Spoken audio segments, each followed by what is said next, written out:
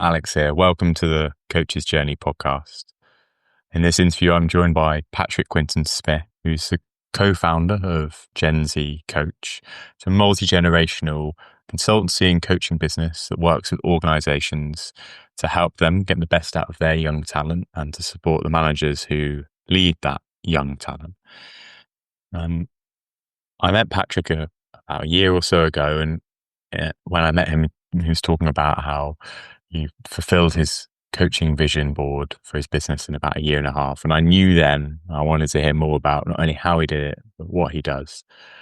And this conversation does that and more. We chart his journey from how 6 months after graduating, he was thinking of quitting his job, feeling lost, how he started working with a coach who not only helped him progress through that organization, taking on more and more senior roles and having more impact in the business, but how he first integrated coaching into his time and work and role there, but then trained as a coach and went on to start his own coaching organization.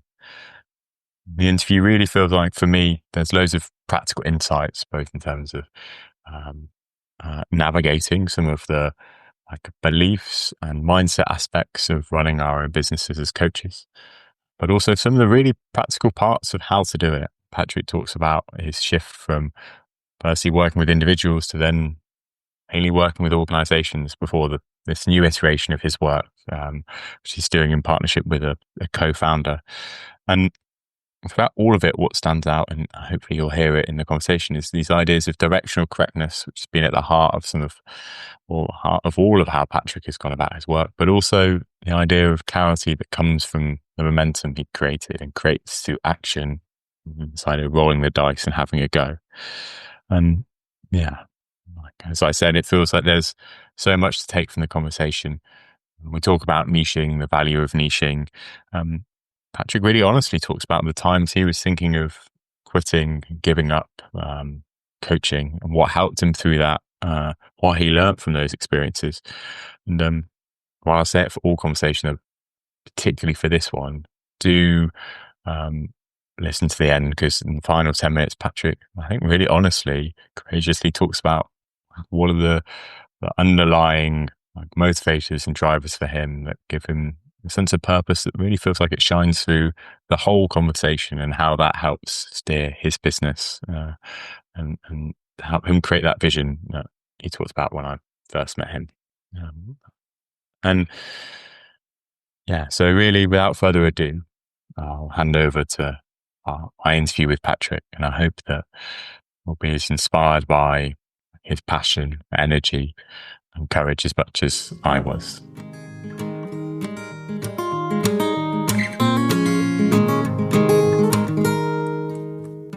Patrick Quinton-Smith, welcome to the Coach's Journey podcast. Alex Britton, thank you very much for having me. Yeah, didn't realise until I hear the surname back how formal that sounds. But yeah, it'll be Patrick from now on, unless you're in trouble. But yeah, how are you, Patrick? Yeah, really good. Yeah, excited for the podcast. Nice to be on, and nice to actually see you. It's been a while, so yeah, me too. Excited to have you. And yeah, I think this is maybe the second podcast episode for me that's come about whereby I think we were going to catch up, and then I thought actually this would make a great episode. So yeah, really glad to have you here, Patrick. Yeah, usually to kick off, I would go back to the beginning and start by thinking, well, where did you first come across this thing, coaching? Yeah, so the first place I came across it actually was at the General Assembly. They are a place that they do loads of stuff. It's like an educational place. You can do courses and things. General Assembly had a talk. It was about future-proofing your career. And when I went there, it was a woman who was talking about how to future-proof a career. And she ran a coaching business called 7 Careers Coaching. And they have loads of coaches on their rosters, and they coach people. And that was the first time I heard about it. That was the first time first time I'd really heard about it properly and how I thought it could help me. But the reason I went there is because my brother was concerned about me. my brother was concerned about me because I told him that I was just going to quit my job and like fly to India and sort of just work out what I wanted to do in my career. And he was kind of like, okay, I hear that. Maybe don't do that just yet. Let's see like what support is out there, kind of thing. He found this, he saw this thing at General Assembly, which I went to. Yeah, so actually, I probably can jump back. To be fair, like why did I even why did I even say that about my brother? Like, sorry, why did I even say that to my brother? Um, this is a story I tell a lot because it is kind of at the crux of like why I do what I do. But it's going back, like I was really struggling in my career. Like first, 6 months in to what I was doing, my first job. So I feel like I'm going all over the place with this. All good. All good. So yeah, so first I started working my job as 6 months in. I'll tell the short story. I was just basically really struggling. I really wanted to quit. Felt really stuck, lost, confused, and kind of wanted to get out. Didn't know what to do. And that's when I was like, I feel really overwhelmed. I'm just going to quit, leave my job, and sort of go to India. And then, but yeah, my brother was like, go to General Assembly, and that's when I had found this coach, which was like really amazing. So yeah, that was kind of the intro to having the coaching. Yeah. And yeah, when you say kind of like that, stuck and lost, like 6 months in, like, yeah, like, looking back now, do you have a sense of what that was about? Yeah, definitely. So I'll start from the beginning because the story makes sense from the beginning. I went all over the place there. So leaving uni, I didn't really know exactly what I wanted to do, but I did know that I really wanted to make an impact. Like I knew that I wanted to make a difference of some kind. That was something I was very clear on. And for me, what I cared about, what I felt were like important things like food, energy, and water. So these were things I was really interested in. I knew I wanted to work for a startup, a fast-growing startup. So I spoke to my brother, who's a good source of advice, and he put me in contact with a friend who was like knowledgeable in the startup space. And he basically gave me a list of options. And I saw this company called Bulb, which was Bulb Energy. At the time, it was the fastest growing startup in Europe, and it was providing renewable energy to consumers. And I was like, wow, this is amazing. They've grown so quickly. It's this really fast growing startup, like crazy growth, and they're doing something really positive environment. I was like, that is it. I was like, I've spent 3 years not knowing what I'd want to do after uni. Saw this business. And I was just like laser focused on getting in. Got the job. It was a customer service role. And I didn't care. I remember in the interview, they were like, why do you want to do this role? And I was like, I don't care about this role, but I care about this business. I was like, I care about this business. I like want to be in it. So I'll do whatever role like is necessary. Pretty rogue answer. But I think I said it was so much like energy. They're like, fair enough. Anyway, I got the job. And so I was like, right, that's it. I'm set. I'm doing something positive. I'm working in this company. I thought I'd be happy. And I was for a little bit. But then actually 6 months in, what I was really struggling with, feeling stuck, lost, and confused, is I actually didn't know. I had a vision of maybe the impact I wanted to create, I had a sense of the feeling and the scale of the impact, but I actually had no idea about my unique contribution. So like, what is it that I am good at? What are my values? What are my strengths? What gives me energy? I didn't know any of these things. And so I had no clarity. As coaches, obviously, we were trying to help people often get clarity of what they want. And I did not know that. I just had this sort of vague sense of wanting to have an impact. So the work I was doing was very draining, de-energizing, and I wanted to quit, but I couldn't see what I would quit to go and do. Like what would that even be for? And the work was so intense. Like it was really intense environment. It was so fast growing. Like the demands were pretty crazy. And I was literally like, I just need to get out. Of the worst mental health I'd ever had. I will go into the challenges quite a lot actually, because I was facing a number. But a big one for me was actually tying my self-worth to what I did. and I deemed sort of a customer service role quite low value. So I sort of saw myself as low value. I also think I had a sense of entitlement. I'd went to Leeds University. I set up a business there, and we sold an events business, and I saw myself as I felt very capable. So, and I had, instant gratification. So I was like, I shouldn't have to do this customer service role. Like, I'm better than that kind of thing. I was so desperate to like climb the ladder, and I was embarrassed to tell people I was doing a customer service role. It was my first job. Like, obviously you've got to start somewhere, but in my mind, I was like, oh, it's low value. Like, I'm embarrassed to say that. I didn't feel very aligned as well. I think maybe I couldn't express that at the time. I didn't feel very aligned customer service role. The business felt aligned, but not the role. So I almost felt embarrassed telling people about it. And yeah, I wanted to do something different, but I really didn't know what that was. There's actually quite a lot to this bit of the story because I was really in a bad place. So there was all these things, but also I had a bit of a fixed mindset. So I felt that my abilities and my skills were kind of fixed. Maybe I couldn't get better. I was this type of person. I told myself that to be successful in this customer service role, it was also very technical. There's a lot of operational stuff.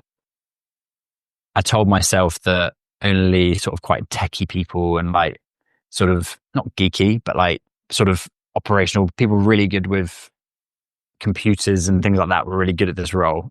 That's what I told myself. So I was like, I can't really get good at it. All that kind of stuff.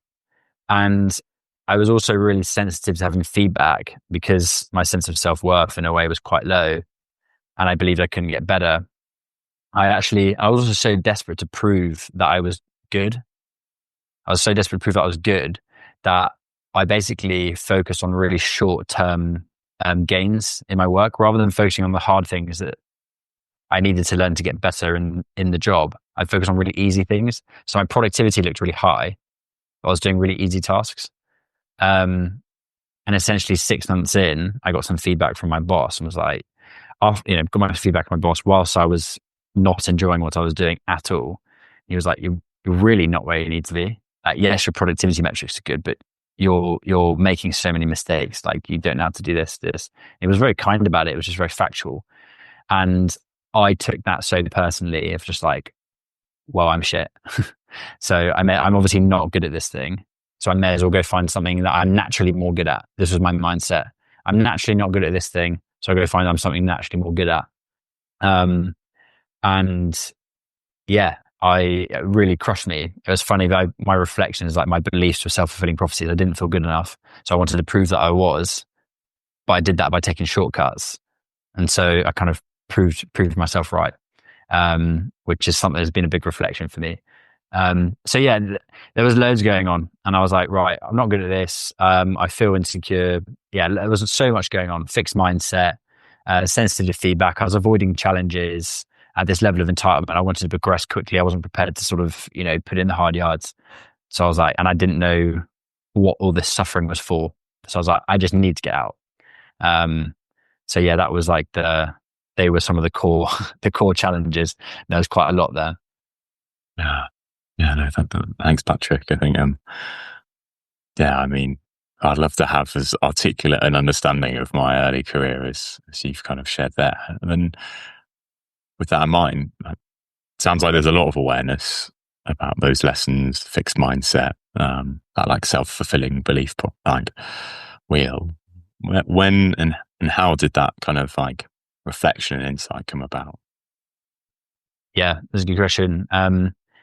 They've been ongoing, but definitely a massive period of awareness was when I had coaching. So I was going through this challenge. I was like, I just need to quit. Brother pointed me in directional coaching company, found a coach. This guy called Derek Apu, unbelievable guy, amazing coach. And he coached the hell out of me. He did a really great job. He really helped me understand all these challenges. Helped me that everything. Because I was another challenge. I was blaming everything and everyone else. I wasn't taking responsibility. It was the company's fault that I would like for all these different things. Their policies, they sat me on my own. They weren't promoting people.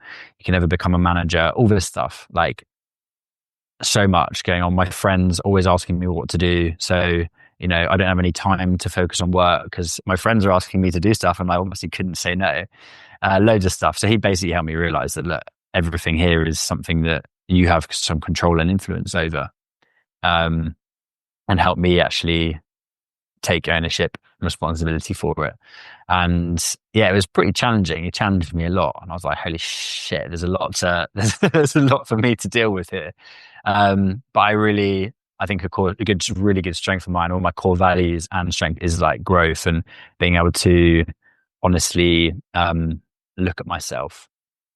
But, saying that, I couldn't do that at the time at work. I found it too painful actually, because it was like, I couldn't accept my shortcomings because maybe my sense of self-worth was like so low. I didn't think I was good enough. That limiting belief was so strong. And I think I pushed it down for so long. I couldn't then face those difficult things because I thought it would make that belief true or stronger. So actually, the biggest thing that he first did was just help me realize that limiting belief.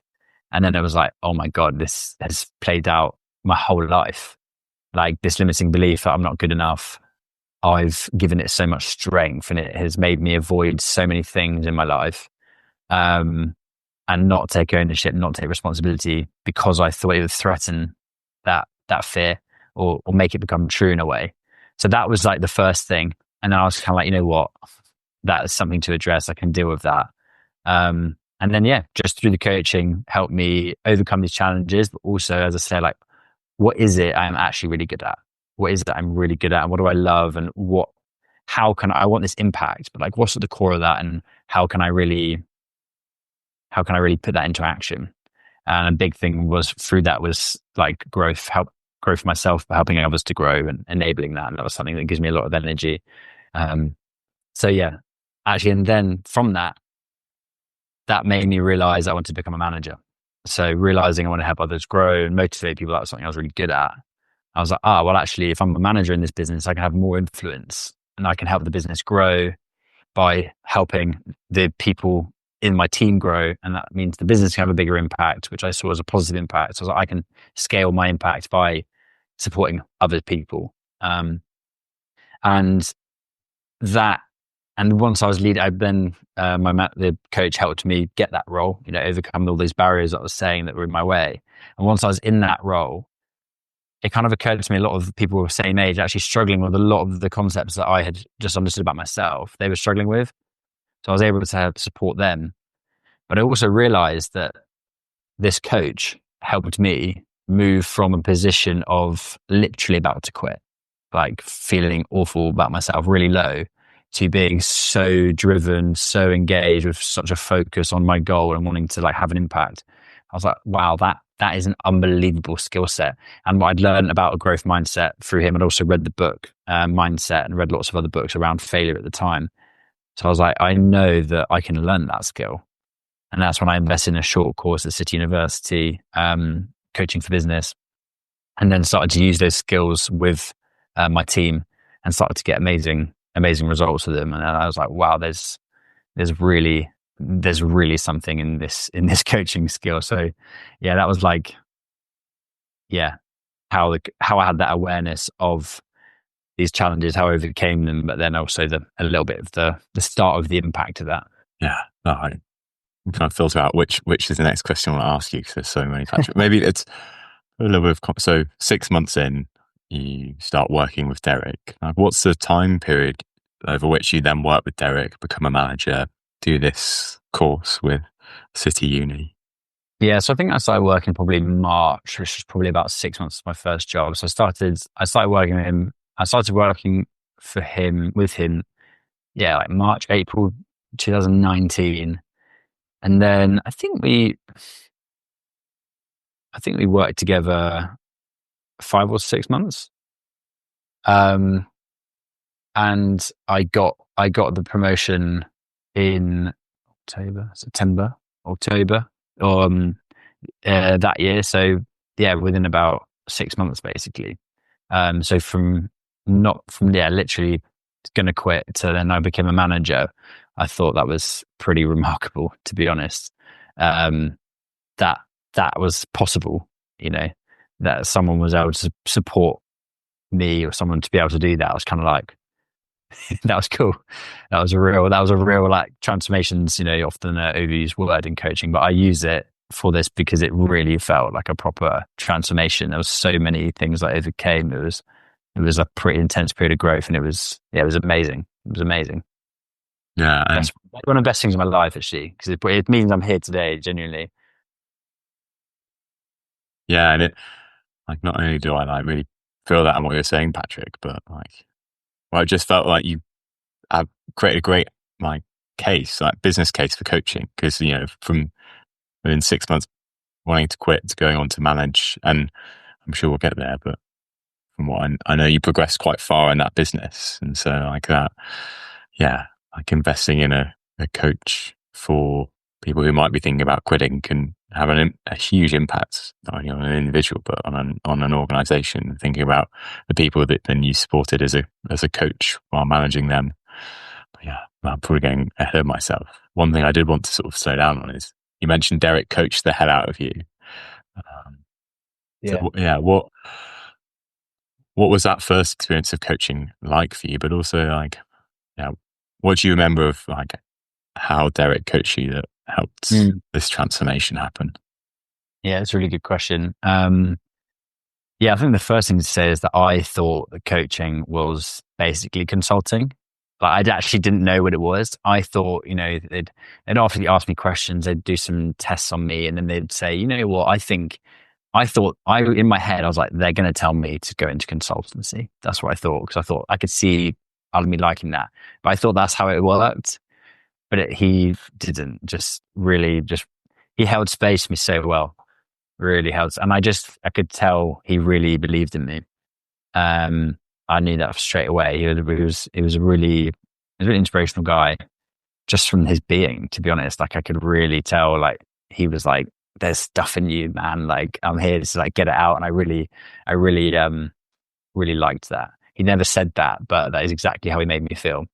Um, and yeah, he just asked brilliant questions. He was so present. And I kept asking, like, how did you think of that? Like, did you write that question down before? And it was like, no, just came to me. But he asked really powerful, thought provoking questions. Yeah, that first session, yeah, I think it was a rewiring of the brain, having somebody ask me those types of questions about myself. Probably the first time someone's really done that in a dedicated way. And I think that's often the case for people having coaching. But for me, yeah, it was great. It was really, really great. And I was like, okay, I see where this might go. And then, yeah, it just starts to get, starts to sort of crack the nut in a way, and just sort of go deeper and deeper. And yeah, just let me have all the answers and build that. It was just awareness building. There was so much I was unaware of myself. There was so much I was unaware. So it just really helped me build that awareness. And with that in my consciousness, I was then able to, use it and take new actions. You said because of that, you are here doing what you do now, Patrick. Mm. Yeah, we connect those dots. What you're now a manager coaching, you're using coaching in what you do. Like, Mm. yeah. How did you go from there to where you are today? Yeah. So I think, as I said, as you said, as you've understood from my journey, I did progress pretty quickly. I think really, as I started leading a team, I had really good results. Like I really motivated my team really well, and sort of we were, most productive team on. We were probably one of the most productive teams consistently, but we won lots of, best team of the week kind of thing. And I think I became known for building like high energy, hardworking, like fun teams, and ones that could kind of, take action and get stuff done. And yeah, that was definitely noticed by the CEO in particularly, which he became a mentor of mine, which was really nice. So yeah, started leading a customer service team, got really good results, and then was sort of asked occasionally to kind of come into some other teams and support some other managers to kind of build them up and like almost like develop the managers and yeah, build them up and support them to lead the team. So that started to happen. And then led some other teams across the business and again, like had similar results. And then I can't remember over what time period, probably after a year of leading the customer service team, I was asked by the managing director to set up a new team in the payments team. Basically, it's still the customer service team, but getting people to collect payments from people. So essentially, like debt collection, but friendly. It was for people who maybe weren't who are like underpaying, essentially. But to be honest, without going into the details, I was just moved into different positions in the business because I was getting results, and I feel like I was able to get results because I was using a coaching approach and really trying to tap into what each person cared about, and really trying to motivate and energize the whole team and build each person up.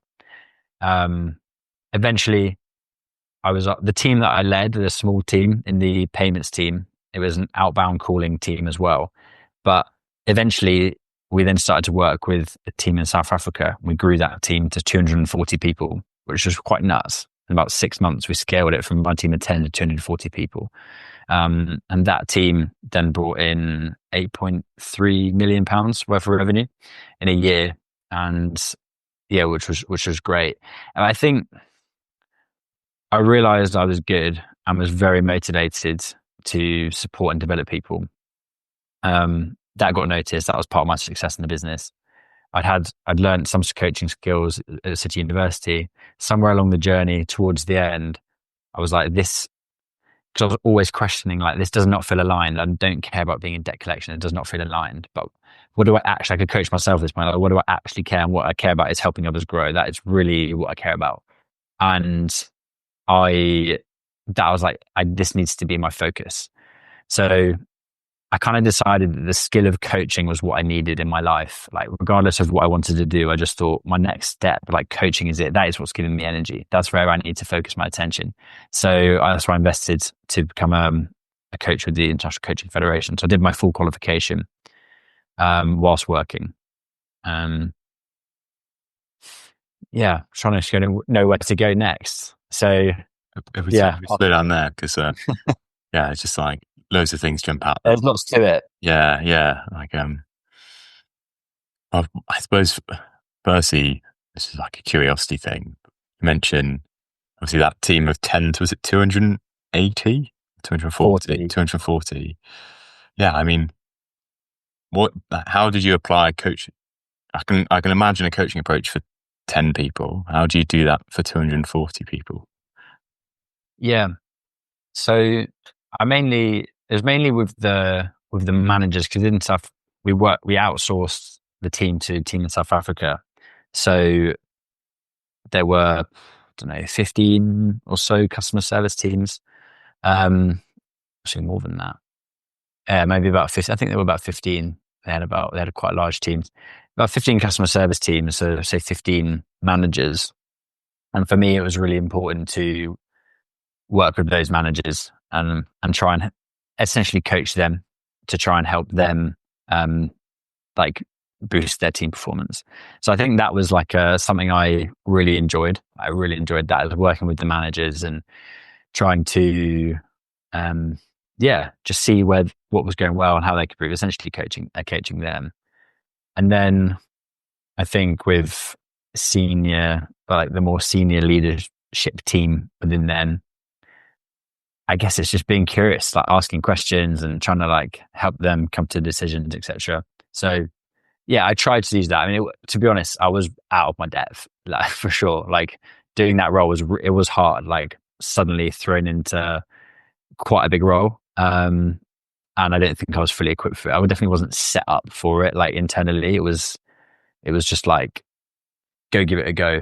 I was definitely out of my depth. Like, I learned a lot, but I'm, I'm sure I brought a coaching approach into a lot of it, but equally, I think I'm sure I was pretty stressed at times and maybe wasn't always giving the best bits of myself. Because at the same time, I was like, knew I wanted to leave and do coaching whilst I was doing this specific role.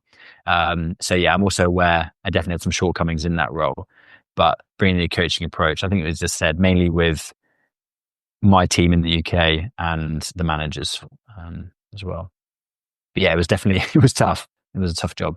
Yeah, and you mentioned kind of like coaching became more of a focus for you, like that sense of alignment, not necessarily to the debt collection, but like the personal development point. Yeah, like what was the moment when you went, well, I do want to do more of this training? And you mentioned kind of it was an ICF connected organization. Where did you train? Yeah. So I trained with Gillian McMichael. So she runs a company called Full Circle, yeah, Global. She's a master MCC, master certified coach with the ICF. Amazing coach. I used her because that's where Derek trained, my first coach. So I asked him, who did you use? And she's brilliant. But I think when was the moment? I think, as I said, I was progressing really quickly at Bulb, but I couldn't see anywhere that I really wanted, like all the roles, and I was just like, this doesn't feel right. And I was always like asking questions and speaking. I was thinking about other jobs I could do, but I really loved like the impact of the business. I didn't want to lose that impact. I was like, maybe I think I'd be good at sales job. But I was like, I don't care about any SaaS products. Like I'm not motivated about at all. So I was really like, how can I have this impact, but also do more of like what I want? And it wasn't clear. And actually the moment was, I was talking to my mum about it. I was in the car. I don't know the exact conversation, but I remember she's saying like, why don't you consider coaching? And it was just like this moment. I was like, I hadn't even not even thought that is a job. Like people do that. People make money doing that. I was like, oh shit, yeah, it was just like something in me was like, that feels right. But then I did not know obviously the logistics of it. And actually, it was when she said that, that's when I decided to commit to the coaching the ICF with Gillian. Because I was like, you know what, at least that's a step. I don't know if I would want to be a coach, but at least I have this skill set. It's a step forward. I've always had like the philosophy of like directional correctness.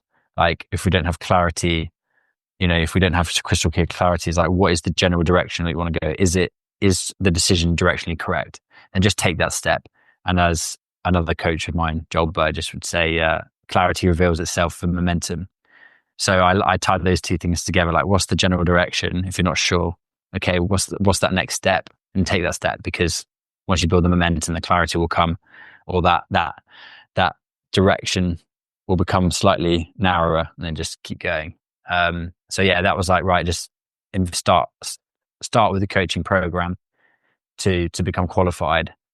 And to be honest, it was as I was getting into that, it just became that like so clear to me. I've never been so obsessed with anything in my life. Learning about coaching, I was like, this is just fascinating, a way to connect with people and help them to grow, and just a way of being. I was like, this is really, really what I want. Yeah. So actually then I knew that I needed to become a coach, and I just was like, well, and it was just a matter of working out how to do that and what that looked like. Yeah. Which feels like a great segue into like, how did you work out those next steps? Well, I think I knew I wanted to help young people because of the challenges I went through. Like I had in my first job role, and my 6 months in, all those challenges which I was very acutely aware of, and seeing all the people like just struggling with the same thing. And that's why there was at Bulb, there were so many really, really talented people there. Like they hired so well, but everyone had the exact same thing. Like young people, like, what do I want to do? Like, I don't like this role. I don't know what to do. There's almost potential. It's trapped. Like, and I was like, oh, it pained me. I was like, because that was me. And, there was still potential, still loads of potential to unlock within me. But I could see them almost like a few steps before with a lot of those challenges and not having the awareness of like what was going on. So I was like, I just would love to coach like everyone here, literally everyone here. So actually that what my plan was is I was really pushing internally to become an internal coach in the business.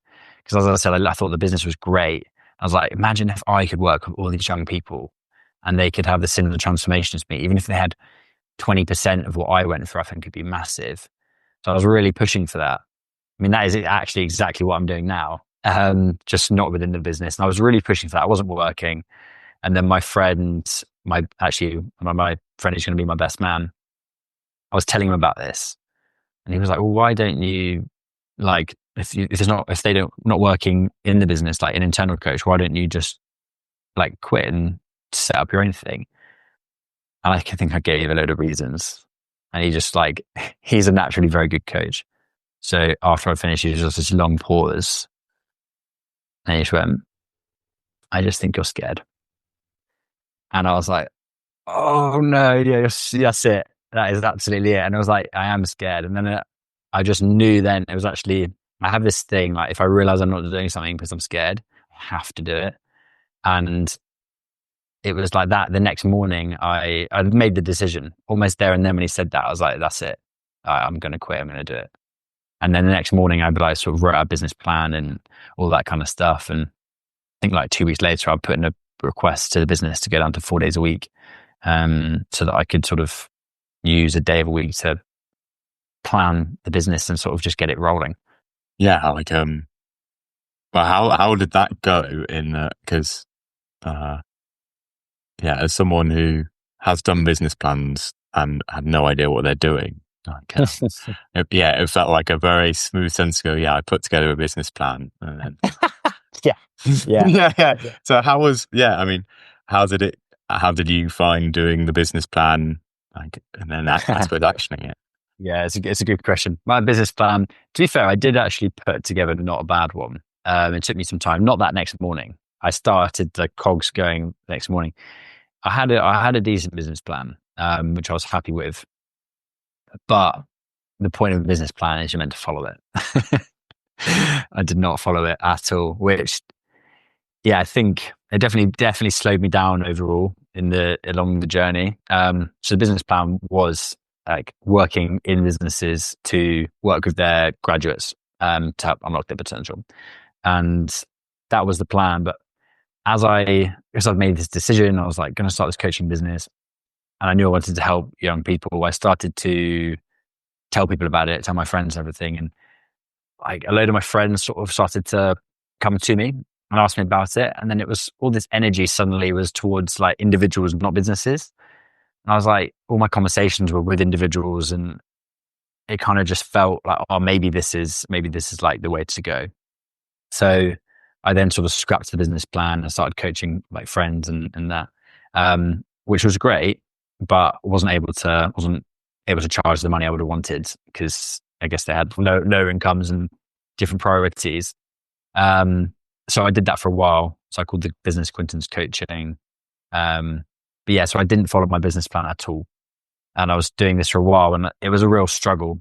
So I was doing it 4 days a week. I eventually did leave, which I guess is a slightly separate bit of the story. But yeah, as I was coaching young people and of course struggling with it, like businesses actually came to me as I was telling them about my journey, like the impact that coaching had whilst I was working for Bulb. That's quite a good ROI story.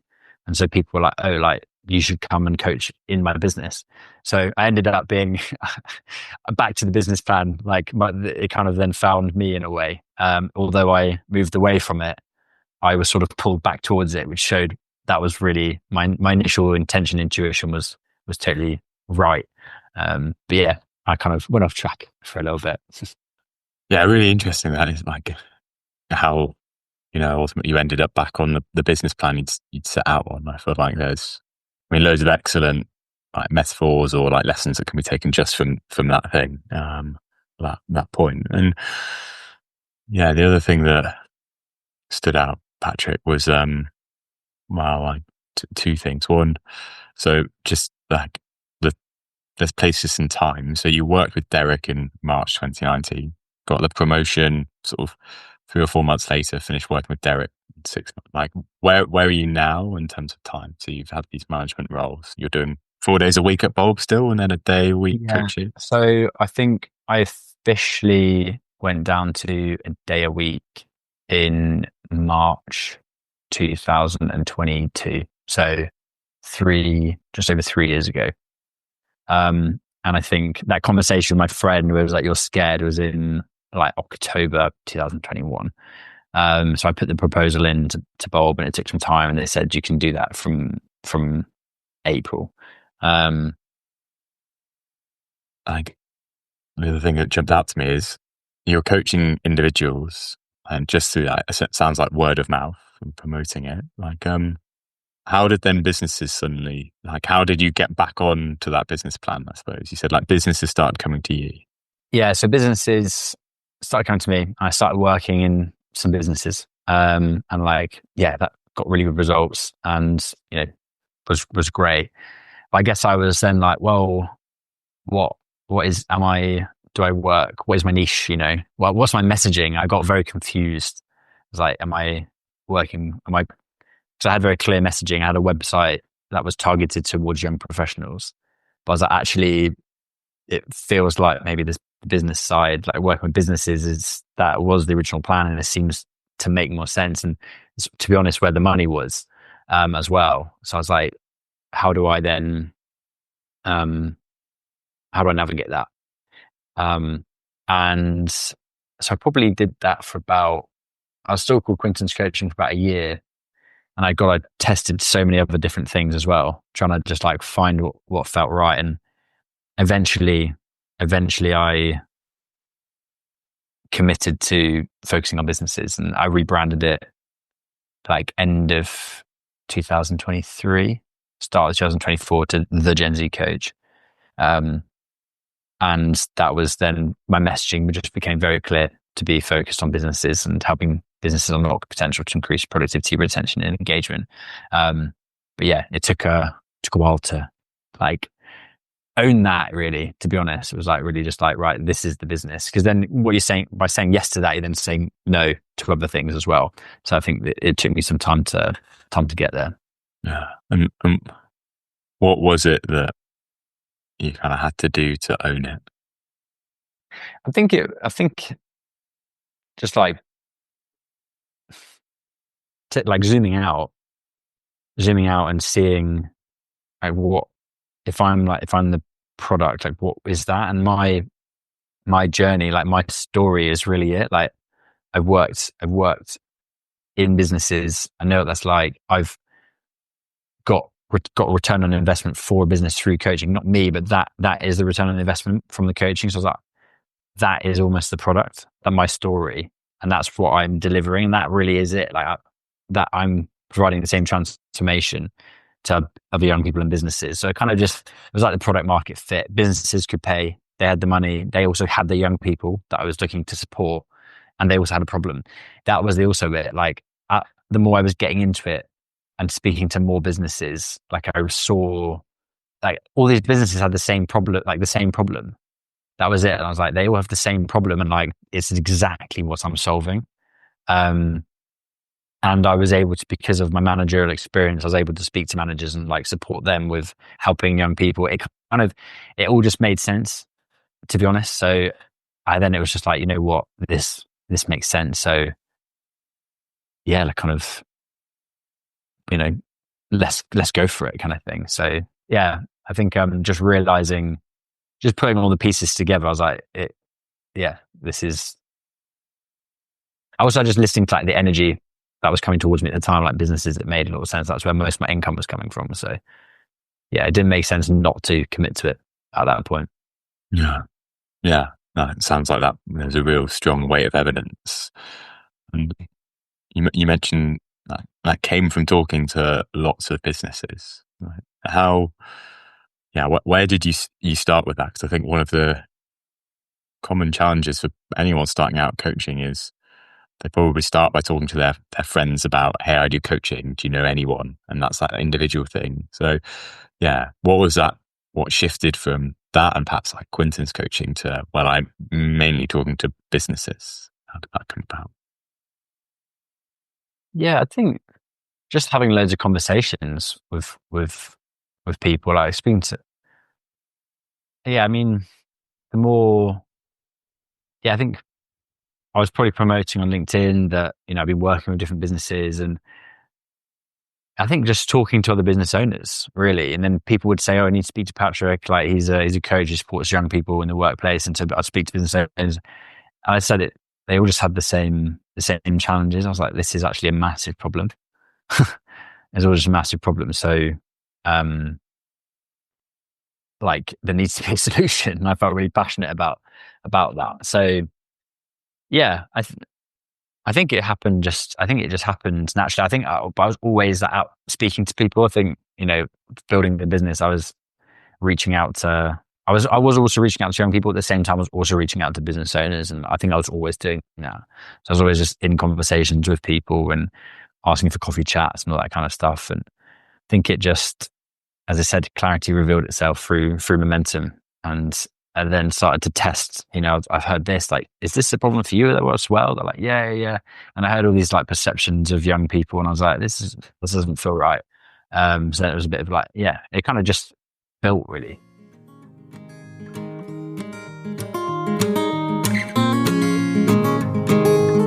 Hi everybody, I'm Robbie. I'm the creator and founder of The Coach's Journey, and I've just got one quick thing before we get back to the show. As part of our commitment to keeping episodes like this free so we can support you and coaches like you, we'd like to ask something of you. Wherever you're listening to this show, please click subscribe or follow for The Coach's Journey. That's a free way of supporting the show and helping us continue to support you and other coaches. Thanks in advance for subscribing or following, and if you want to hear about other ways to support The Coach's Journey, then listen all the way to the end of this episode or visit www.thecoachesjourney.com.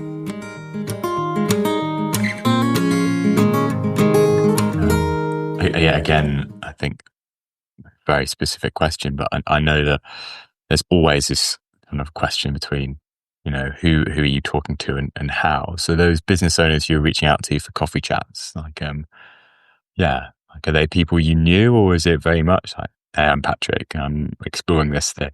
What did that look like? Yeah, I think they're people, mainly people I knew. So actually, a few of them from a leadership program that I became a trainer for and went on. Side note, I reached out to one woman. She ran a leadership program, didn't know her. I said, I'd love to meet you. And she's 80. And I met her, did not know her, but I met her in person and had an amazing chat. And she asked me to come on her leadership program, which is amazing. And through that, I met lots of business owners and people from PwC and other businesses. And I spoke to them, and they kind of all said the same thing. They also saw where I was positioned as well. They were like, I think you could be really valuable in businesses, like as they called it, like a conduit, like the bridge between senior leaders who don't really understand young people and the young people who are struggling, because you can speak both their languages. So if you can get in there and like bridge gaps and expectations and support them, also coach them, but also coach young people like that. Everyone kind of said it, and I really trusted these people. I'd been on a 3-day leadership program, and they ran businesses and were very successful. So I trusted their judgment on that. So I think by just building my network and then leveraging that network and speaking with them, people were able to maybe have a perspective and see things that I couldn't see in myself, or the positioning of it. And so that was really, really helpful. There's a few people who definitely helped with that. Really sounds like, reading between the lines here, that as you kind of start working with more people, you just get that momentum. You said, people were like, you should speak to Patrick now. No, exactly. I'm sure it's been same for you, but it's like I didn't know when I actually decided to quit my job. I did have this business plan, but I had no plan. I literally had no plan. I had one client, an individual, and I was like, I just have to figure this out. Like it felt so strong in me. I was like, I have to figure this out. I will figure this out, and I just have to go for it.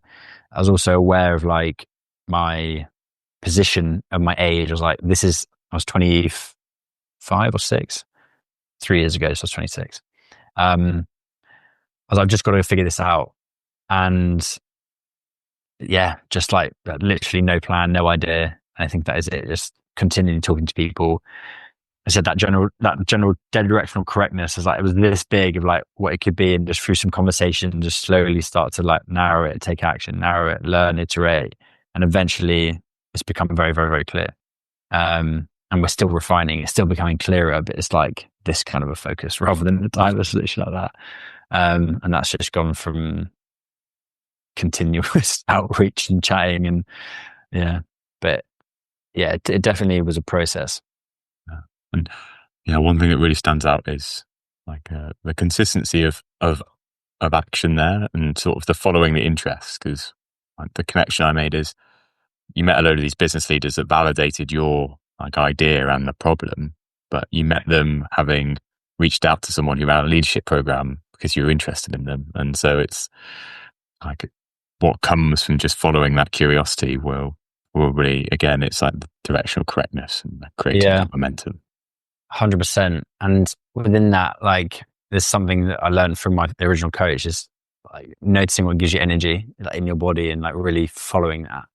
And this just an example of this woman, my brother, my good brother, pointed me out to. He said, "I think you'd like this woman," and I saw her, and I was like, "Oh, she had some videos on LinkedIn." I was like, I just was really drawn to her. I was like, I have to just reach out to her. She lived like not far from my parents, so I was just like, I heard you live here. I'm 26, starting coaching business. I'd love to meet you. She goes, "You're around next Saturday. Come around. I hope you like dogs." That was it. So I was like, oh, she messaged me like straight back. So I was like, wow, that was great. And what came from that was seriously, like, amazing relationships and learnings for me. So yeah, I think the lesson there. There was something. What's his name? Stephen Bartlett. I forgot his name. He was just like, roll the dice. I definitely don't do that enough. It was like, you've got nothing to lose. Like, roll the dice and just reach out, because you might land on nothing, but you might get, I don't know, a 6. I guess that's a good score. You might win. You might win. Like, just roll the dice. There's no harm in reaching out to people. And that's definitely something I think I can do more, but I still think I do that. I think I do that well, but there's definitely times when I don't roll the dice, if you know what I mean. I could not think about it, but I think that's really important. Yeah. I remind me, just before we started, we were talking a little bit about like letting go, and I imagine that's at the heart of rolling the dice. It's like being like ready to roll, like, I don't know, 2 1s, which I assume is never going to be good, versus the potential of getting 2 6s. Yeah, exactly. Well, it's like the land of, what is it? Yes lives in the land of no. It's like, there was actually a video I saw the other day which I really liked. It was like, if I told you that you were 16 no's away from, making £1 million, like, how quickly would you want to go out and receive those no's? Like, you would probably do it pretty fast. But that is really it. I think it is just a game of like persistence and time, and just like getting those no's. So yeah, that's definitely something I've had to really work on. That I used to take rejection really painful, like, personally. So I've had coaching on that, and just to be like, roll the dice, just like go for it. So I think that is the only way, really. Well, not the only way, but it's definitely a way. Yeah. And I've made a note, make sure I get that after you, but we'll try and put a link to that video in the show notes, because I definitely want to watch it now. But yeah, there's loads to tease out of what you've just said, Patrick, but maybe let's, like, to an extent, complete the story of like your journey. So in, January 2024ish, you started the Gen Z coach. Now in 2025, summer 2025. Yeah, where are you today? What do you do? Yeah, so today, co-founder of Gen Z Coach. So huge name change. But different business. So I run Gen Z Coach with Xavier Coyne, who's another brilliant coach. And the business is helping young people and businesses grow together. So it's similar to what I was doing before, but the difference between what I was doing before and this one is that we want to grow. We want to scale. We want to scale and have like some of the best young coaches and consultants to work with us to deliver this work, because we want this business to be coaching for young people by young people. And so, as we get older, we've still got younger people in the business who are at the same age and are connecting with the people who we're working with. So we've always got young people in the businesses that are able to understand, empathize, and relate with young people, but then also share what it's like to be a young person with senior leaders and managers. So we always got, I use that word conduit because that's what I was once described as. It's that ability to bridge that gap between generations. So that's really like the core of it as we grow. It's having other young coaches and consultants, and then we can hopefully just have a like really massive impact globally. That's really the plan.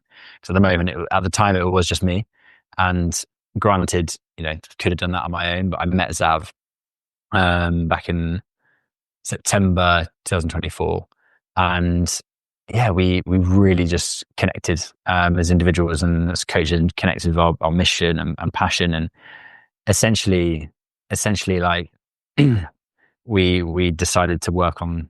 We brainstormed a new business together, and it was what I've described. It was the core of what I'd been doing on my own, but just that it was the vision that I think I'd always had, but had been too scared to commit to on my own. And then, but when I was like together, I was like, I know we can do it. So we started working together properly, like December 24, start of this year. And yeah, we've just been building and getting everything going. A website came out not long ago, and so that's been an amazing journey in itself. Moving that transition from working on my own to having a co-founder and stepping into this much bigger vision. It's super exciting, and it's really energizing me at the moment. So yeah, that's where I am today. I feel like I have 50 questions now, Patrick. On so many things.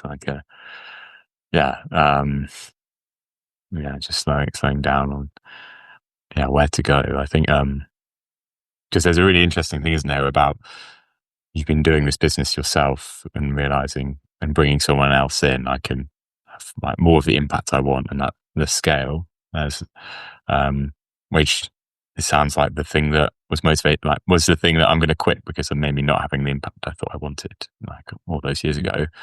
I like maybe again to make it real, maybe could you describe like that difference? So what maybe the scale of that business was and where it could have gone if it just stayed you, and like now what feels possible? Zab's there and yeah, it's a good question. I think it was. I think I knew that I wanted to grow it and have the bigger impact with the business. I was just thinking about how that would happen. Like, right, I have to bring other coaches in and do that. Basically, grow it with other people, or like, do I just stay on my own and essentially just continue to charge more? So I have fewer clients, but continue to charge more and just work on my own. And I think to be honest, that was like the safest thing. That would have been the safest thing. And I think I knew, because it wasn't the scale of impact I knew that I want. But I think, as I said, like the scale of that impact, the alternative in doing that on my own felt quite overwhelming. I think I would have got there because I think I would have continued on my own for a while with smaller like clients, and then I think I would have got much bigger opportunities that I would have really wanted, but I wouldn't have been able to deliver on my own. So I know that I would have ended up doing that, but I think it would be, I think it would have been taken longer. It would have been harder and less fun. And that was the conclusion that I had with Zav, because I was when we met and I was like, really want to do this. It definitely took me some time to like commit to that, because obviously I'd been working on my own. I had a vision of working on my own, but then the conclusion was, well, you're going to do this thing, I'm going to do this thing. We're working separately together, trying to have the same impact. If we work together, I was like, these are my words. I was like, I just know for a fact that we will go further, faster, and have more fun. There's that saying, go at it alone, go faster, but go it together, you'll go further. But I was like, we'll go further, faster, and it'll be more fun. And I really believe that, and it's definitely proved to be the case over the last sort of 6 months or so. Yeah. I'm curious for two reasons. You now mentioned you kind of you do coaching and consultancy, and yeah, curious of like that distinction and where the consultancy bit comes in, but also because I remember when you first got coaching with Derek, you thought it was just consultancy. So yeah, it's a good question. So one thing I actually didn't share about the business. So we work with young people directly, but we also work with the managers and senior leaders. And so with the coaching, we've got coaching and training programs. One for early career talent, giving them the soft skills to succeed in the workplace, and then the other one for managers, helping them build generational intelligence, so helping them understand how to effectively understand, empathize, and communicate across generations, but really understanding who Gen Z are, how they're different, and how to tap into their values and basically lead them more effectively and lead multi-generational teams more effectively. So there's training and coaching for that. We've got one-to-one coaching for both groups, early careers and management. We've got, workshops and keynotes, but then there's the consultancy as well. And the consultancy is for L&D teams, HR teams, could be managers, where we are giving advice. Like, it's more sharing, working with them, understand what's currently working, what's not, and advising them on how to, get the best out of their organization as a whole. So it's definitely like distinct. But in the one-to-one coaching sessions, like, there might be times that they do want some consulting in that. And then I guess that's nuanced. So it just depends on what we agree with them. But yeah, that's the distinction. Yeah, it sounds like a really interesting one, isn't it? Because, as a coach, and particularly if you've got a specific niche, you do acquire a lot of insight that ultimately has value that people want alongside the experience of coaching. To double down that consultancy point, what was your experience of presenting, given that you first thought that coach was a consultant? What's your experience been of talking to organizations and individuals about coaching?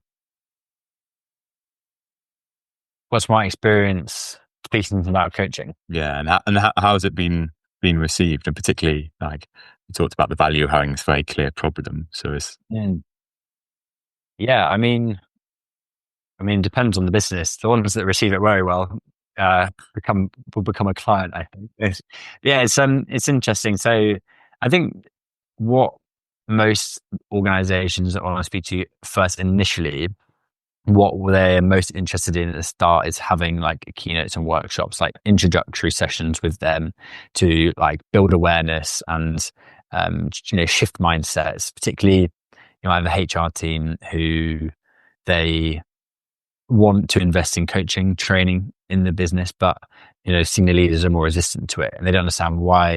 Why should we support young people? Why do they need coaching? So our keynote kind of really educates them on that, and it really helps shift their mindset, realize that they might have assumptions and biases that are getting in their way, and they can then hopefully see the impact of it, and then from that they've bought into us, what we're doing, and see the value of the work that we do, and therefore hopefully will then put some more budget aside to what we're doing in the coaching. So yeah, it's honestly, all businesses are different. Like, some of them take a lot of selling. Some of them just say, we want you in how much. That has literally been the case with some people, which has been brilliant. But then, sometimes there's tons of resistance when you talk to them about what you do. Sometimes there's literally none. So it's so varied depending on the timing of the business and who's leading it and their mindset towards it. Yeah, interesting that point, as you say. Like, I don't know how familiar you are with, like, Robbie, who's the founder of the Coach Journey, often talks about, like, in his, like, the business flywheel of coaching, like, the opportunity to experience you more is really valuable. And so, like, the keynotes there, and noticing that people almost might be further down, like, through the flywheel, just through word of mouth or something in that. We want to work with you. Just how much it's going to cost. Yeah, that's very true. And that's something I've been really always try to do as much public speaking as possible and get it recorded. I actually did a talk last year in like March at this big conference, which was recorded, and I put clips of it online. And someone from Next, the sort of HR and the HR leads at Next, saw that and got in contact with me in February or March this year, and was like, saw this video of you, like, need to chat. And so I had a call, and they became a client. So so that was like, they saw that video and they realized I was speaking about articulating the problem in a way they've not heard it. So they're like, well, there's that saying, if people credit you the problem, they can credit you the solution. So I think she then, just sort of knew that we needed to chat, and it went from there. But they'd already had that sort of buy-in from us. And then actually part of the sales journey, we did a webinar online. It was just a Q&A. You just said, come along and ask your questions about early career talent and help you support it. She brought her and like a load of her team, and they just asked us loads of questions, and we really, shared all our insights. So I think that really then sold them in that particular case. So that's definitely a strategy for us now, is really just speak as much as possible and get to nurture leads, just to get people in so they can learn to trust us and see that we know what we're talking about. So that's definitely like a massive strategy for us now. Yeah. And it makes me think, like, probably going to get onto on the perennial coaching business questions, which is like that niche point. But I think what stands out for me, so obviously the question will be like, what's your perspective on having a niche, Patrick? But the thing that stands out to me is, like, almost it feels like the niche found you because you were so passionate about, like, I want it to be young people, and this is my experience. Like, this is what it could be like. But what are your thoughts? Yeah, it's definitely that. We were told you've got to have a niche, and I think now I've got one, like, it 100% helps, because it just means in like marketing communication, you're really clear about the problem. It's a very niche problem, but the problem is massive. Therefore, I personally think it's like the perfect problem to focus on, and something I'm really passionate about. But it definitely did find me. As I said, I spoke to people were like, this is a problem and you should help it. You should try and solve it. So I was kind of pointed in the direction of it, and it kind of did just gravitate towards me. But it's an interesting one. What's your perspective on having a niche, needing a niche, not having a niche? Yeah, it's a really good question. Sure, I think it really helps in terms of focusing, like, how you talk about what you do. Otherwise, because for me, coaching can be valuable in so many contexts that, if you don't commit even a little bit to, like, how do I want to coach and where, it could just be really, you almost got option paralysis. I also think that there is an element of, and it comes with experience, I found, like, there are certain bits of coaching that I really love doing, like around certain themes that people have, which for me has come down to sort of leading authentically. And really, for me, like, we're always leading, but how do we, like, lead more and do it in a way that feels aligned to us? But that has come about by coaching lots of people in lots of different contexts. And and I always still have the tension of not wanting to, like, which I think is an unhelpful one, of going like, well, if I double down on here, who am I, like, saying no to that could really value? But you kind of got to trust that they'll find you anyway if you share your work with enough people. I think so. Yeah. As you said, that's what I struggled with. It's like, I'm saying no to these people, and I think it's like picking up those signals, I think, in yourself as well, and what's around you, I think, and to sort of gradually move towards that and see if it resonates or not. That's kind of my view on it. Yeah, it does feel like that they're rolling the dice again, I suppose. Yeah. I love the way you described, like, what you feel has been at the core of your coaching as well. That's really cool. Yeah, thanks. I mean, it's taken a good few years. I think the other thing as well is it's taken the courage to talk about it in that way as well. In that, like, I look at my website now, which I say needs updating, and I've said that for maybe 3 years.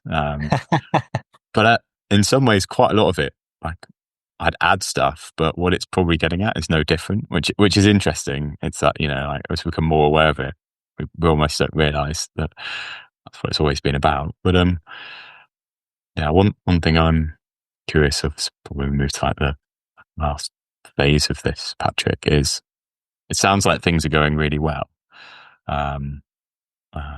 First, correct me if I'm wrong on that.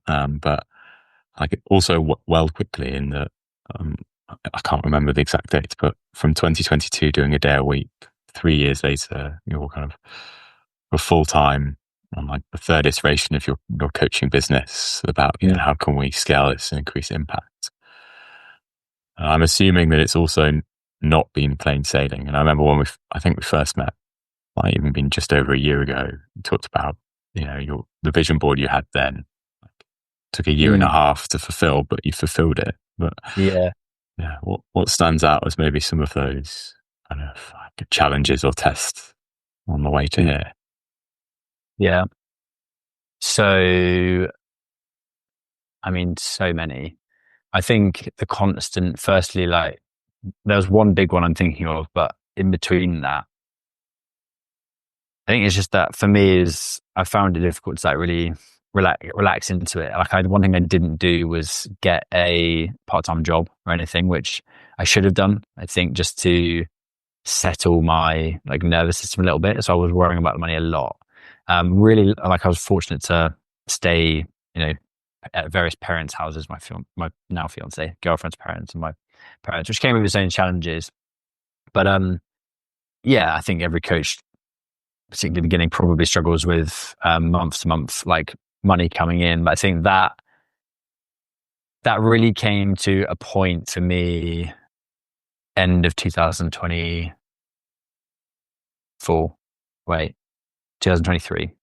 So just before I rebranded to Gen Z Coach, like the end of the year, maybe September, October, or maybe October, November, I really contemplated quitting. Like not quitting, but getting a full-time job, because just wasn't able to make the money that I needed. And I was like, I knew that I probably wanted to get married.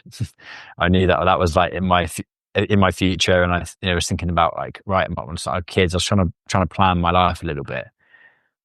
And yeah, I wasn't going to give up on it, but I was like, I need to do something about money. Like that was definitely something that had to happen. So that I remember like feeling I was in so much like physical pain. I was like really struggling with it and like what it meant. I was like almost like the failure of it is how I felt in the moment. I really felt like I was failing, and had failed almost. I was so resistant to getting a job. I was like, I can't quit. Like I can't. I was like, I just like the idea of that pains me because I'm so determined to like get where I want to get to, and I know that I can, but equally I need money. So, and I also some reason felt that getting even if it was a part-time job, for some reason I felt like that was failing, which definitely isn't or wouldn't have been. But it was, yeah, I remember like calling all my siblings, like all my family, and really talking to them about it and saying how I was feeling. And yeah, they kind of, they were like, yeah, fair enough. You've had a good go. Don't need to give up, but obviously you probably do need some money. So they were supportive, but equally they were kind of like, it hadn't made the traction that I was hoping for at that point. So it was funny. I really resisted that challenge of sort of getting a job for so long. I was like, I can't, because to me that means failure, which wasn't the right framing, but that's how I viewed it. And it was funny that the moment I let go of that, I was like, this is just a next sort of transition and fade. And I was like, you know what? I need to take some more responsibility for this and like the relationship I was in with my partner. I need to take this and my sort of our long-term future more seriously and get some money. I'm not giving up on the impact that I want to have, but there needs to be something in between. The moment I just sort of was open to that idea and started reaching out to businesses and that kind of thing and updating my CV, which I found difficult to do. But I was like, the moment I actually accepted that, like a tide's turned in the business. Business that I had a small contract with, I then got a really big contract or much bigger contract. And more business came in. At the same time, I met a friend who, a family friend who really helped me refine my messaging. And he really believed in what I was doing as well. Like that, I needed that at that time. He was like, I felt really lost in my messaging. And he was like, when he helped me articulate it, it was like, Pat, like, this is really amazing business. Like you've got it. You've got it. Like, I still, if you want to get another job, like for a bit, that's fine. But like, this has really got potential. And I needed that, just a reminder of like, yes, I was right. I was in a really low point, but then it kind of came like I got more money in, and I spoke to some other family friends that really advised me. They're like, essentially just, you need to keep going, find a way to keep going, get the money that you need, but just don't stop, because you're really onto something. And like, you have built momentum, even if you don't feel like it right now. So, however you need to find more money, do that. But like, yeah, it was a really difficult period. It was a really difficult period because I really was contemplating whether giving up, and then, family started, Patrick's giving up his job. And then even months later, family thought, they're like, oh, you're still doing it.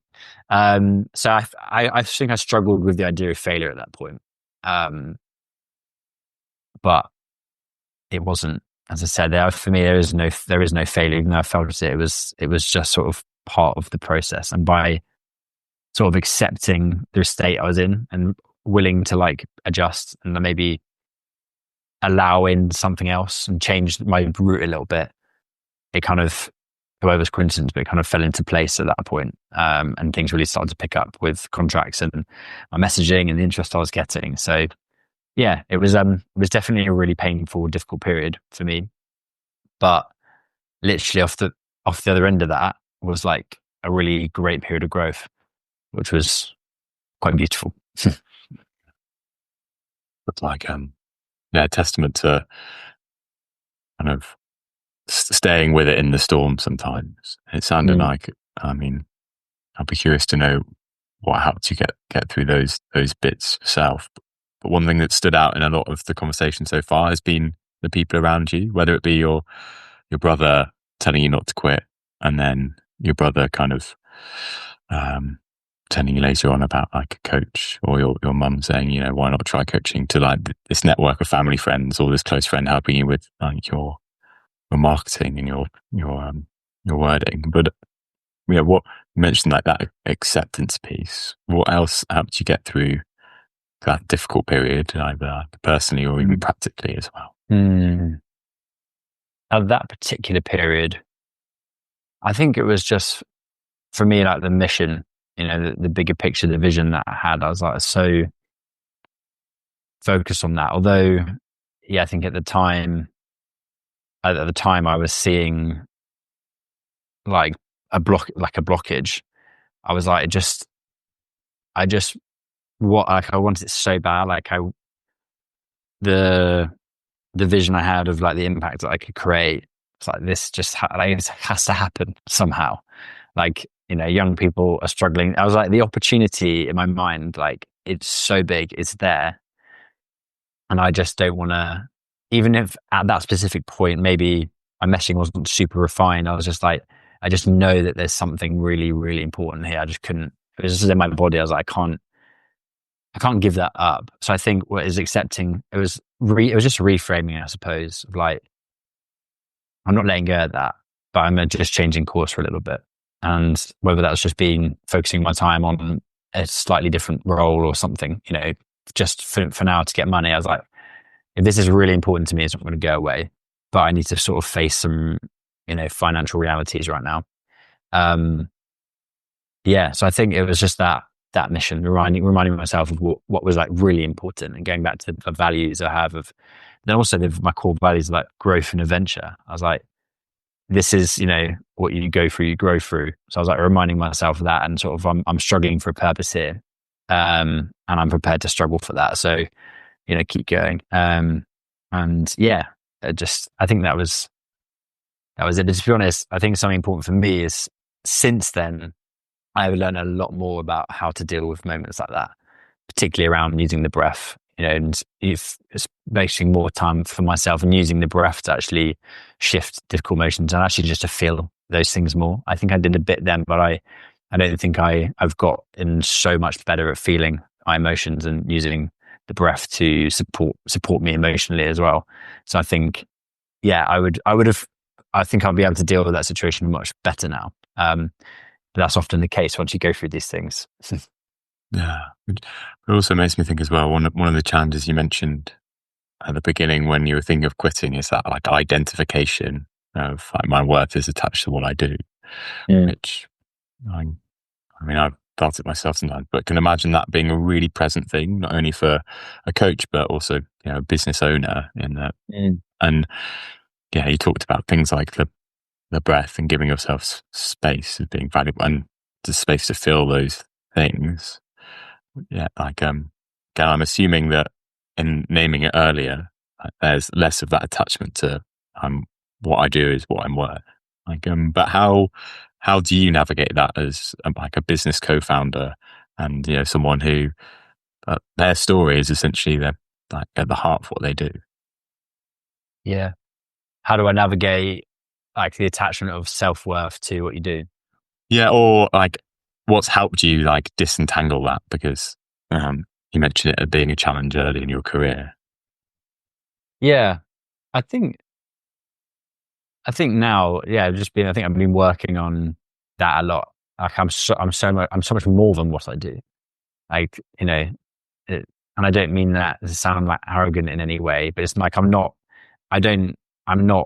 just what I do. Although I live and breathe what I do, like it doesn't define me. And I think it is easy for me to say that, and it is difficult. It's still difficult to like detach from it. But I feel like, don't know, if something went away, like I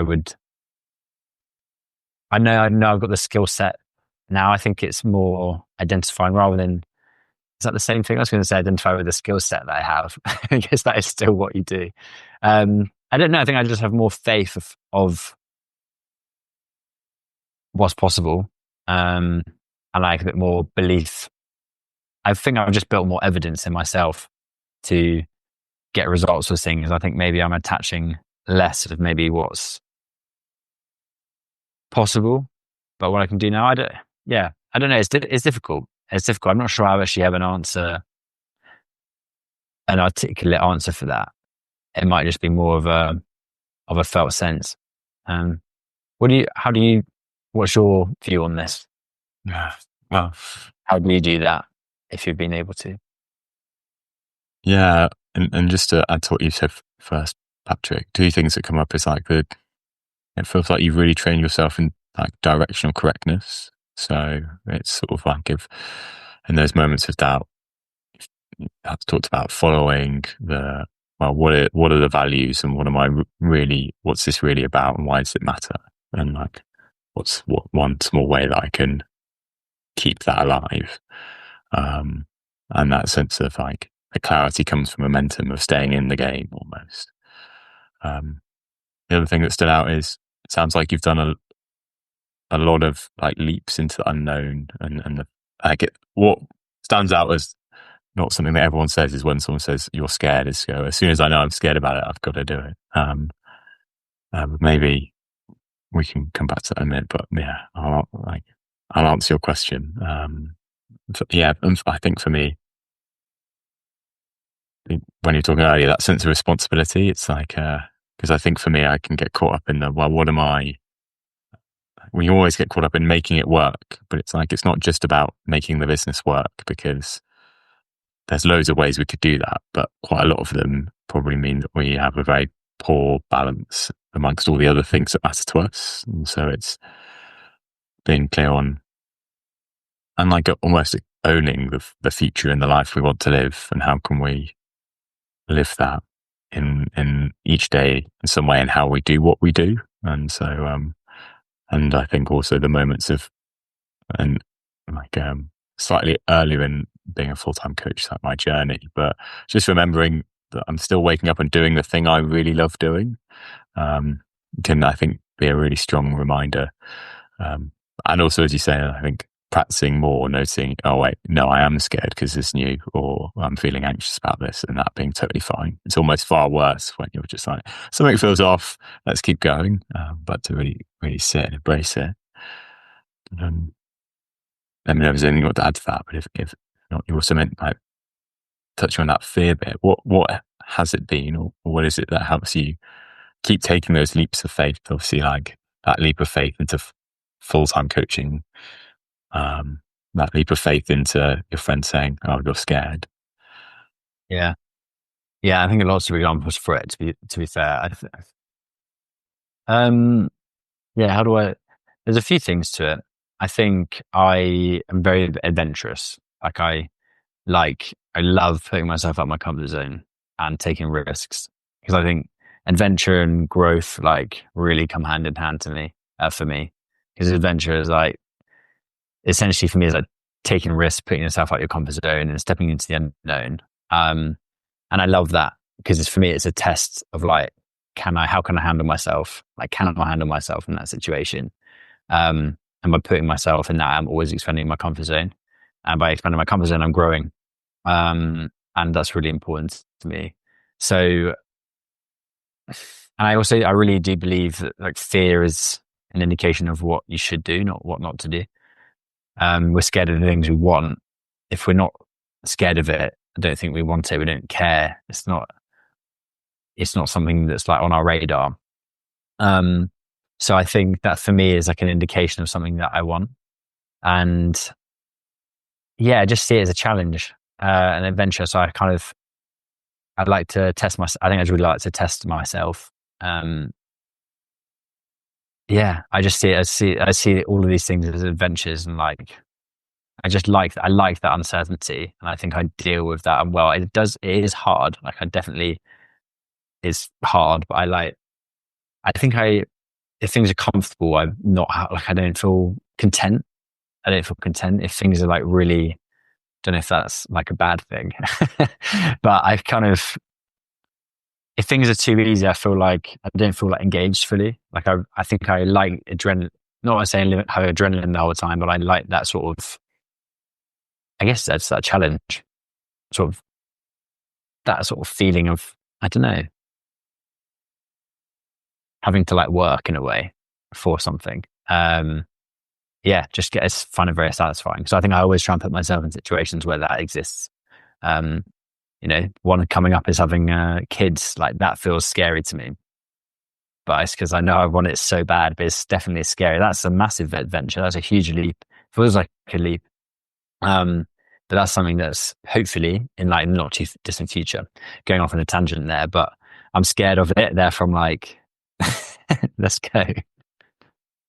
But I think there's a really like nice piece of wisdom there in terms of, it's not just having to be outside our comfort zone in our business that we can learn to be outside our comfort zone in our business. It's like there's all the other aspects of life that if we're a bit more adventurous, will also give us some of the things to be more adventurous in our business too. And so I think that can also be like really, really valuable. It's like we don't just have to do all the growing in our like work or our businesses. No, definitely not.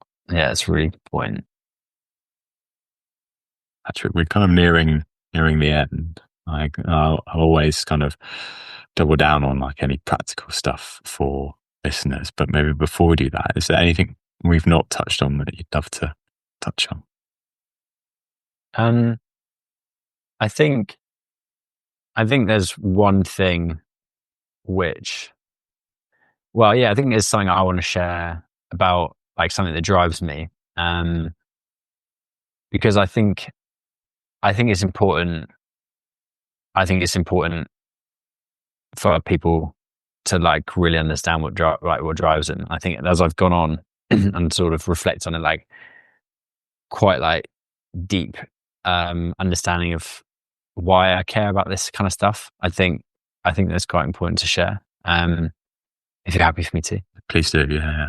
Because I've talked about the story that I had, and that was like the reason why I wanted to do coaching, but actually it goes so much deeper than that. And it really comes like relationship I have with my dad and the influence that my dad has had on me and my family. And my dad's amazing man. Like he has provided so much for like me and my family. I got five. I'm one of five. He's been such a powerful influence in my life. And the way I see it is he's been such an amazingly positive influence in so many ways, but it's also been quite a negative influence.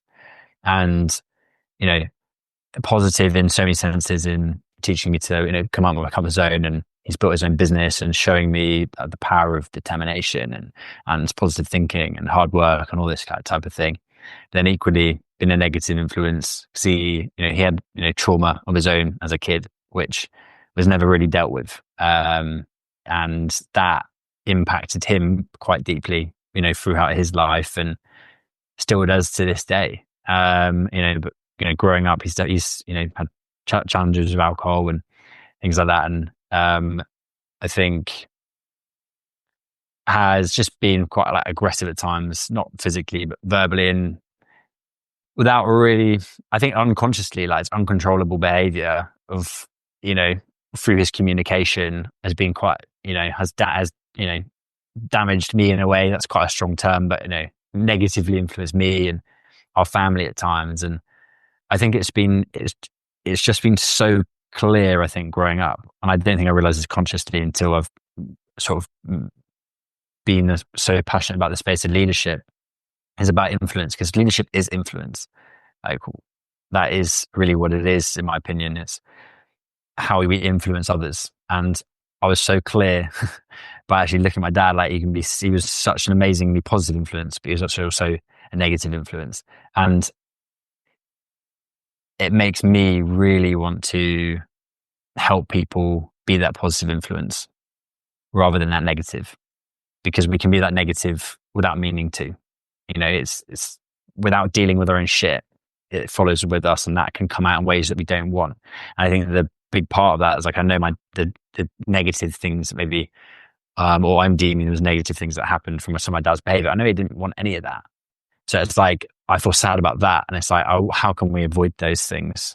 And I think coaching is just such a powerful tool to be able to support people with, you know, obviously there's therapy as well, but I feel like coaching is able to overcome a lot of these things to help people be really intentional about who they want to be, how they want to be, and the impact they want to have.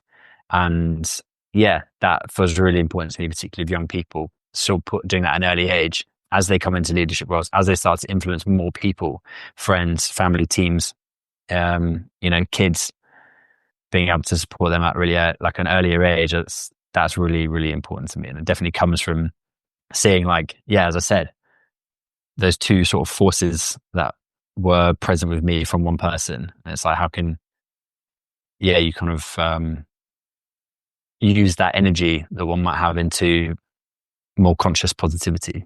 That's kind of the core of it, I would say.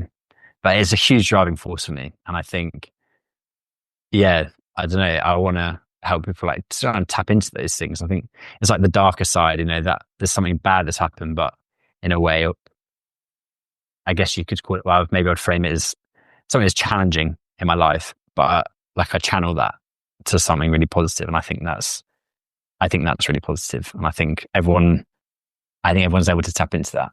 Yeah, thank you, Patrick. And you said, like, the value is finding that thing deep down that we can really tap into. Yeah, what was it that, like, enabled you to do that, so that, you know, each day you've been able to, like, harness that more?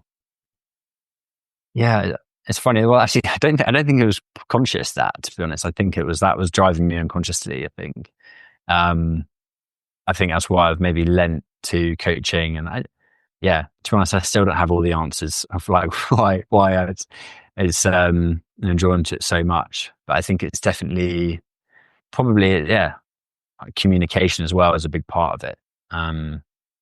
Maybe my dad he wasn't particularly coach-like a lot of the time. And I think I would know that's kind of what I would want. I think there's probably a lot that comes into it. Maybe it's like some things that you didn't have. Those things I did have, but there's definitely part of that. But I don't think it was, I think I've drawn the dots now, like retrospectively. in terms of, okay, this kind of makes sense that I'm doing this in a way. So the unconscious drivers that I have, I guess they're just becoming a bit more conscious. But that then really helps me like build my sense of mission and purpose, which is another, like, that's a really powerful driving force. So I think, the more we can do that, I think it's great. So that's definitely something, that's part of the coaching that I do as well. No. Makes me think again, it's like with momentum comes clarity, as I think you said earlier. Yeah. I mean, I feel we could have another hour and a half, 2-hour conversation, Patrick. But before we draw it to a close, looking back on your story so far, if you were to offer yourself a word of advice when you were starting out, or for any kind of coaches starting out now, what would it be? I think it's definitely that theme that you said, or that you've drawn out from what I'm saying around taking action and just going for it, and then trying to build a healthy relationship with fear. Don't use fear as an indication of what to do. And it's, to be honest, for me, so much it was just about courage. And courage is taking action in spite of the fear. So I think understanding that fear, making friends of it, you're not trying to make it go away, but you're still taking action. But then getting really clear on the why. I think you've got to get through, because building any business is super difficult. But I think you've got to be really clear on your why, deep down. What is it you really care about? And what are you prepared to struggle for it? Are you prepared to actually struggle for it? Because in my head, I was like, oh, it won't be that hard. I had such a high, I was really naive, basically, which I am often, which actually helps me take action. But it was definitely harder than I expected. But I was prepared to struggle for it because what I cared about is so strong. And I think that's really important, having that sort of deep sense of purpose or mission with it. Taking action. But one thing advice I would have given to myself is have got a part-time job to start. Although I went down, I went from 4 days a week to no days a week. Maybe the business wouldn't have taken me for 1 day a week, but I could have got a job in a bloody shop or something. I don't know. There's lots of things I could have done just to make it a bit easier for myself. So that was advice I would have given to myself. To everyone else, I think just daily work on your belief, daily, visualize who you want to be and the outcomes that you want, and reiterating that purpose and the vision that you want, that end goal. I think having that really clear vision is really important, and then taking that action towards it, having macro patience for that goal, micro urgency for the daily actions. Macro patience married with micro urgency. Yeah, I like it. Yeah, but as I said, Patrick, I really feel like I could keep going for a couple of hours, but your time is precious, and but yeah, really grateful for what you shared. It also, I don't know, it feels weird to get to this point as if you're finished, because it feels like you've just launched your new business with your co-founder, and it feels like in some ways it's really only the beginning of there's been a lot of impact and clearly a lot of insight already, and so I'm excited to see what comes, because no doubt it's going to be more. It definitely feels like that. It definitely feels like I've just started, which is nice. This is nice. It's a nice feeling. I feel like I've just started a new job or something. I've just started, which is really cool. But I agree. I could keep chatting as well. It's been really great. I love you've got a very calm demeanor and energy, which is nice in these conversations. Thanks, Patrick. It has been a pleasure, and maybe that's the final bit of advice to leave with. It's in some ways, whatever we're doing is always the beginning of something as well. So there's always more to come. But also just means we can have you on in 3 years' time, and so or if not sooner. But Patrick, it has been a real pleasure. So thank you very much.